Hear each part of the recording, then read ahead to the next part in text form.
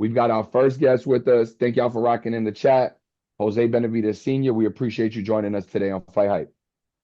Hey, what's up, guys? Thank you so much for the invite, man. Really happy to be here with all these people that you guys got here today, man. I'm a big fan of all of them, man. It's an honor. It's an honor to be here with you guys. For sure, for sure. And we'll go ahead and get right into it, Jose. So there's a lot we could talk about, but because we have you here and we have the benefit of being able to speak to you one-on-one, one of the first things I just wanted to ask you, and just for the fans, give them some clarity. Can you talk to us a little bit about how you actually, like going back, racking your brain a little bit, how did you actually end up initially getting into boxing? What was your background? Man, it was an accident, man. To be honest with you, I remember I was like about 26 years old. I was just looking for something for Junior Jose Benavidez Jr. to do. I put him in soccer, baseball, and boxing. Just was one day we were at a boxing gym, and I thought, hey, he can learn how to defend himself. And that's what happened. I took him to a boxing gym, but the coach that was training him had a lot of kids, man, and he didn't really get a lot of attention. So that's how I started getting a little bit involved.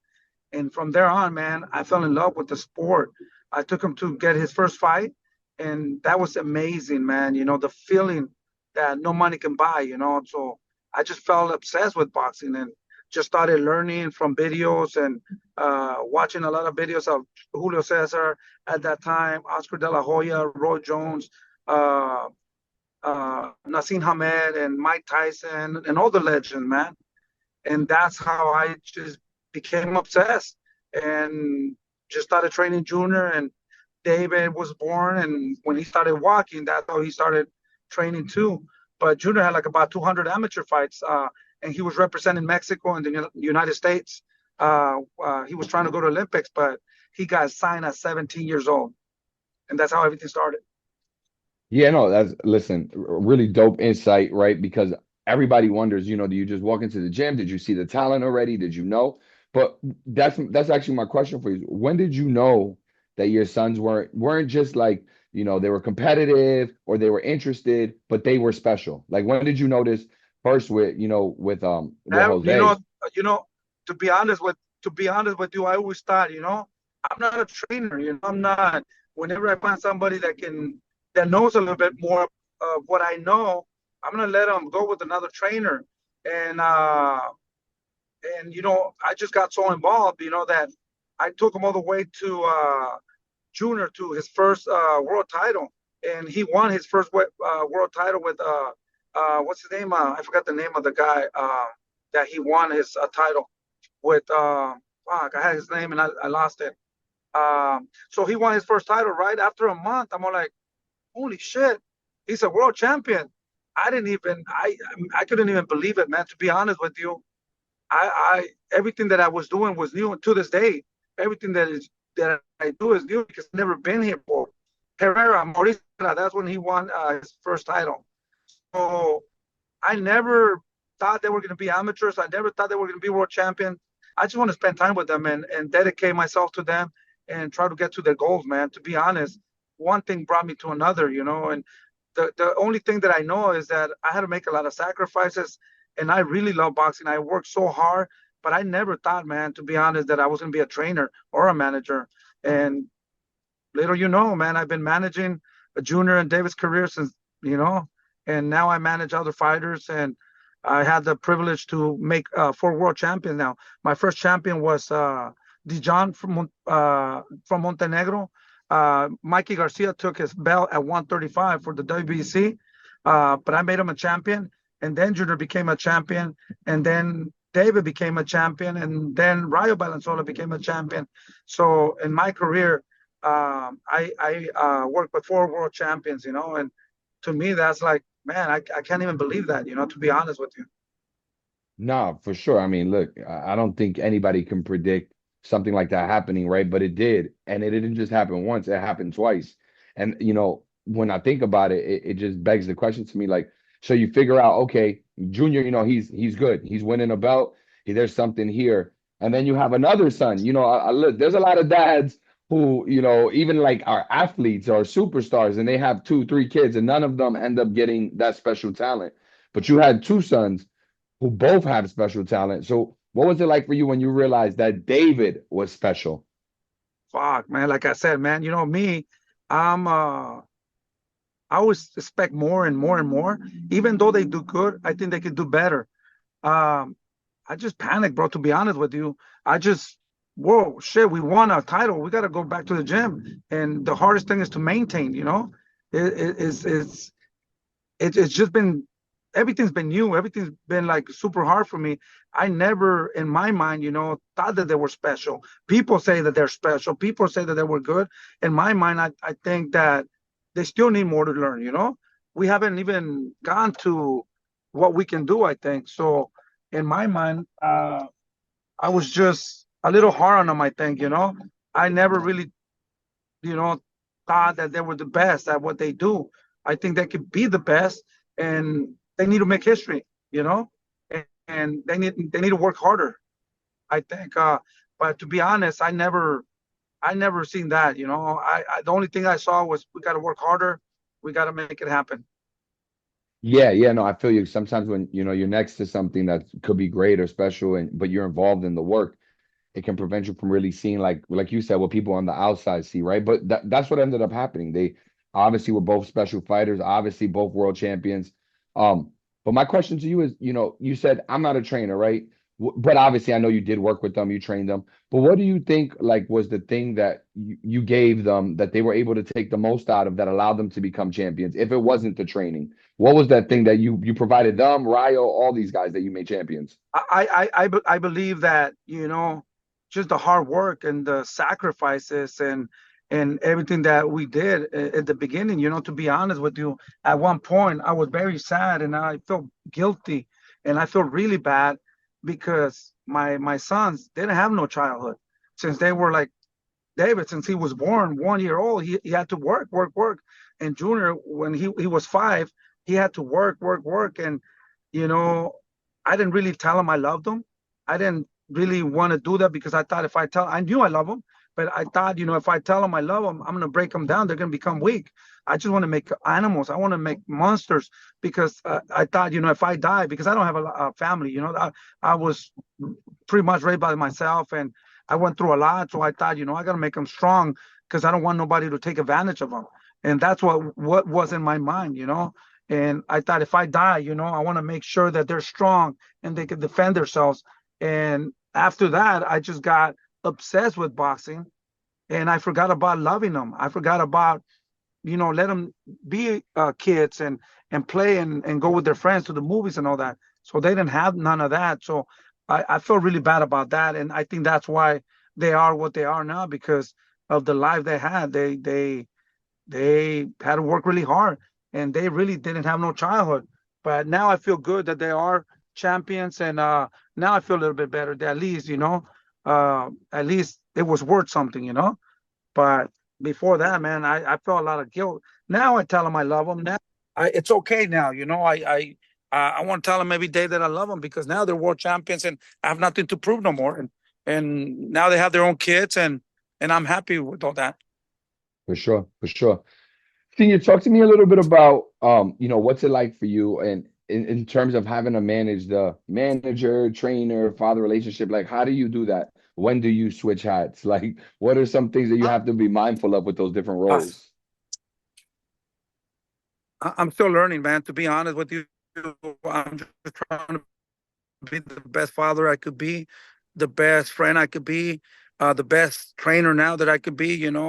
And it's not easy, man. There's a balance for everything. And I make a lot of mistakes, but every day that I go home, I try to see where I can improve, man, because this is not easy, man. Dealing with all the contract, the fights, and then the fighters and training and everything that's around boxing. It's a lot, man, and man, it's really hard, but I want to thank God, for giving me the string and the health to keep going, man. Because sometimes I just feel that I can't go anymore, man. To be honest with you, but I try to have a balance. I try to understand and be flexible. And there's changes that I have to make in my life sometimes because at the end of the day, some people don't make those changes and that could ruin the whole career of the fighters and the relationships of the fighter. So I try to be very flexible and understand the fighters also, so we can connect a little bit more and be successful. No doubt, no doubt.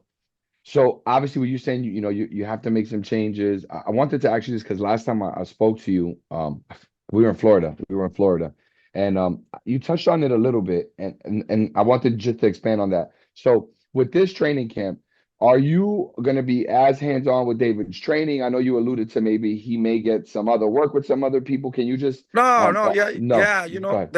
There was a lot of talks about that. I just let people talk and do whatever they want to do, man. Like I always say, if there's a trainer that can show David the day, I want my fighters and my sons to be successful, and I want them to keep winning. But there isn't any of that at this moment. I'm leaving David's here in Seattle, Washington. We've been working for 3 weeks. Everything's been going well. He leaves tomorrow to Miami. I have some girls that fight in Texas. I got two girls, no, and two guys that fight in Texas on the 9th. On the 10th, I'll be back to Seattle, and I'll be probably leaving on the 11th to Miami to start camp with David. Um, so I'm trying to figure all that out because also Diego Pacheco fights on the 25th, and so we're trying to, I'm trying to bring Diego to Miami with us, but I'm in that process right now. But I know 100% that I'm going to Miami like on the 11th or the 12th to start camp with David. So everything it's the same, nothing's changed. At the end of the day, David's a grown man, and I want him to start doing his own decisions, and that's what he's doing. He's getting his own strength conditioning guys and nutritionists and all that. So my job is to train him. Before I used to do all that, but now he's taking over like 90% of the work that I was doing, and to me that's cool. That's really good. But yeah, no, I'm gonna be in his corner. Everything's the same. Nothing has changed. Whatever you heard or people are saying, I really don't focus on that. But if there was any changes, I would be super happy with that also because he's my son, and I'm always going to be there and I'm going to support him whatever he wants to do. But in this camp, everything stays the same pretty much. Nah, that's dope because a lot of it could be boxing, it could be a rapper, it doesn't matter. A lot of times when people come up and they come up with a particular team, there's nothing wrong with keeping that team forever. But sometimes if you're gonna make a change, I think that ends up You dividing have to. people, right? It could divide people. They're like, oh, you're gonna go this way, you're gonna leave me. But it seems like you're about whatever is gonna make David the best. And I'll tell you something, I'm always going to be in his life. He's my son. I've proven myself. I don't have to convince nobody. I mean, he's a four-time world champion. He held the interim WBC world title at 175. So he's the youngest world champion in history at 20 years old. So there had to be something good that I did, with him. So now, if he wants to do something with somebody, hey, let's do it. We want to make history. So even if I see somebody that's better than me and I think that he can motivate David, I'll be the first one to, hey, you want to work with me? Because at the end of the day, if you see me, I have all these other assistants, that I work with. I didn't get here by myself. I got other assistants. I got Junior Lopez. I got Poncho Ramirez. I got Britos. I got Serrano. And because of them, that's why I'm here, because they've been helping me with all these fighters. Morrell fight. First question is, and not that I think David Morrell would be scared or anything like that, but were you just surprised that the fight was actually able to get made? No, Because no, I'm not. I'm not guys, surprised. We've been trying to make that fight for almost 2 years. And I told Morrell, I like Morrell. He's a great fighter, super talented fighter, very dangerous fighter. I told him, dude, the fight is going to happen. But I don't make those decisions. The promotion makes those decisions. Be patient, be patient.